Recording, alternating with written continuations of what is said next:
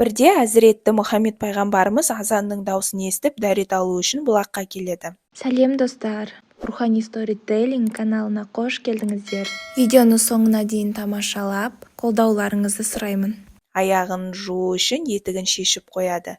Жуынып болған соң, киімін киіп, енді етігіне жақындай бергенде, кенет қайдан келгені белгісіз бір бүркіт тұмсығымен бір етікті тістеп алып ұша жөнеледі. Пайғамбардың қабағы түйіліп, бүркіттің ісіне ренжиді.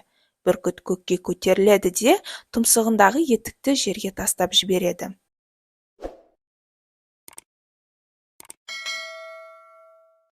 Төмен қарай құлап келе жатқан етіктен бір үлкен жылан түседі.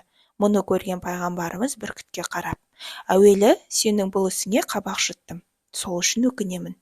Өміріңді құтқарып қалғаның үшін алғысым шексіз. Осы істе Тәңірдің шексіз мейірімі көрініп тұр», деді. Бұл оқиға саған тәлім болсын. Мүлкіңді жоғалтсаң, налаға салынба.